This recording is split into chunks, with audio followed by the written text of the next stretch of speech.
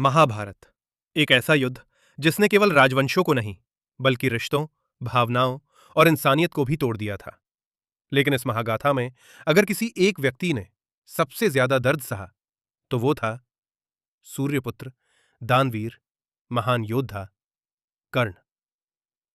बहुत समय पहले हस्तिनापुर के राजमहल में रहने वाली कुंती को महर्षि दुर्वासा ने एक दिव्य वरदान दिया था। वो किसी भी देवता का आह्वान करके उनसे संतान प्राप्त कर सकती थीं। एक दिन जिज्ञासा में आकर कुंती ने सूर्यदेव का आह्वान कर दिया। अचानक पूरा कक्ष दिव्य प्रकाश से भर गया। सूर्यदेव प्रकट हुए। कुछ समय बाद कुंती ने एक तेजस्वी बालक को जन्म दिया। उसके शरीर पर जन्म से ही कवच था, कानों में कुंडल थे और चेहरे पर सूर्य जैसा तेज। लेकिन समाज समाज कभी सच नहीं देखता, वो केवल नियम देखता है। कुंती अविवाहित थीं।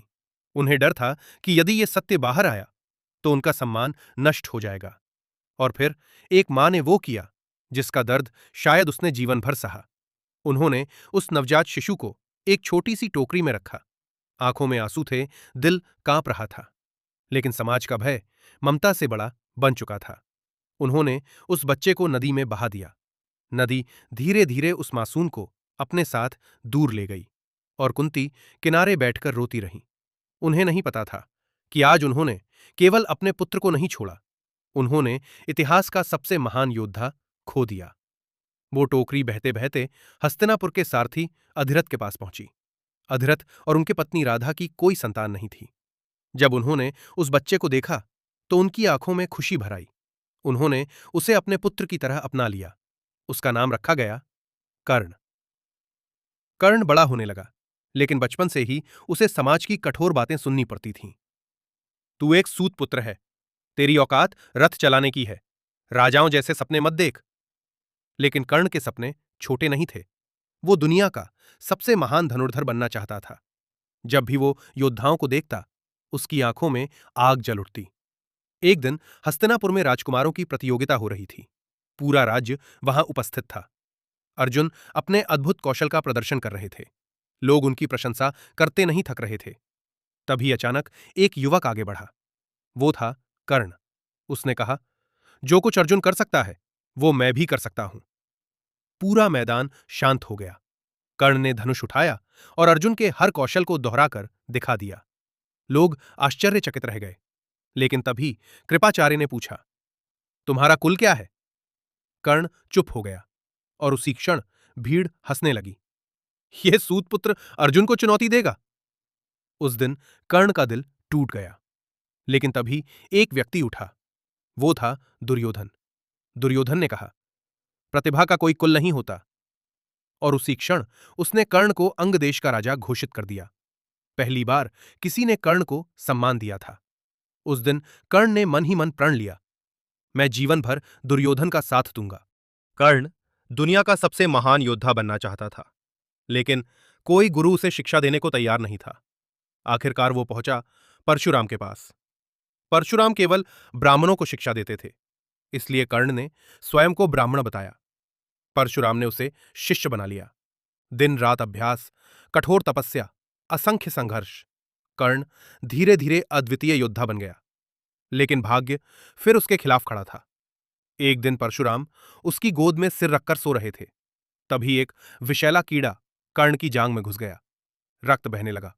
दर्द असहनीय था। लेकिन कर्ण हिला तक नहीं, क्योंकि वो अपने गुरु की नींद नहीं तोड़ना चाहता था। जब परशुराम जागे, उन्होंने देखा कि कर्ण की जांग से रक्त बह रहा है। वो समझ गए, इतना दर्द कोई ब्राह्मण नहीं सह सकता। उन्होंने क्रोधित होकर कहा, तुमने मुझसे झूठ बोला। और फिर उन्होंने कर्ण को शाप दिया, जिस समय तुम्हें सबसे अधिक अपने दिव्य ज्ञान की आवश्यकता होगी, उसी समय तुम सब भूल जाओगे। समय बीतता गया। फिर आया द्रौपदी का स्वयंवर। पूरा आर्यावर्त वहां उपस्थित था।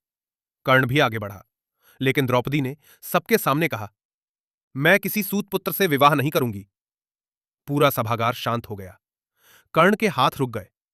उसकी आंखों में दर्द था, लेकिन वो कुछ नहीं बोला। वो धीरे से पीछे हट गया। कर्ण केवल महान योद्धा नहीं था, वो महान दानवीर भी था। एक दिन इंद्र ब्राह्मण का वेश बनाकर उसके पास आए। उन्होंने उसका कवच और कुंडल मांग लिया। कर्ण समझ गया कि यह छल है, लेकिन फिर भी वो मुस्कुराया। उसने अपने शरीर से कवच काटकर निकाल दिया। रक्त बह रहा था, लेकिन उसके चेहरे पर दर्द नहीं, सिर्फ दान का गर्व था। महाभारत का युद्ध शुरू हो चुका था।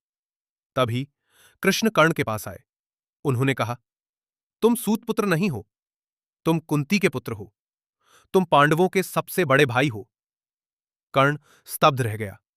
जिस पहचान के लिए वो पूरी जिंदगी तरसा, वो आज उसके सामने खड़ी थी। कृष्ण बोले, यदि तुम पांडवों का साथ दो तो हस्तिनापुर के राजा तुम बनोगे। लेकिन कर्ण मुस्कुराया। उसने कहा, जिस दुर्योधन ने मुझे सम्मान दिया, मैं उसे कभी नहीं छोड़ सकता। उस दिन कर्ण ने सिंहासन नहीं चुना, उसने मित्रता चुनी। फिर आया वो अंतिम दिन, जब कर्ण और अर्जुन आमने सामने थे। धरती कांप रही थी, आकाश युद्ध की गर्जना से भर चुका था। अचानक कर्ण के रथ का पहिया मिट्टी में धंस गया। वो नीचे उतरा और पहिया निकालने लगा। उसी क्षण उसे गुरु परशुराम का शाप याद आया। वो अपने दिव्य अस्त्रों के मंत्र भूल चुका था।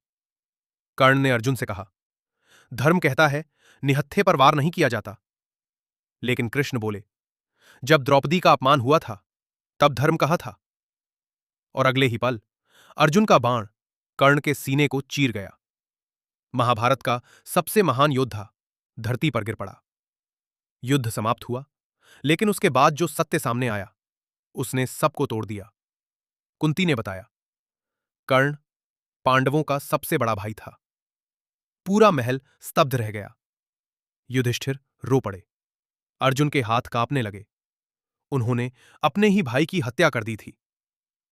कर्ण हार गया, लेकिन उसका त्याग, उसकी मित्रता और उसका दर्द उसे अमर बना गया। महाभारत समाप्त हो गई, लेकिन कर्ण का दर्द आज भी लोगों के दिलों में जिंदा है।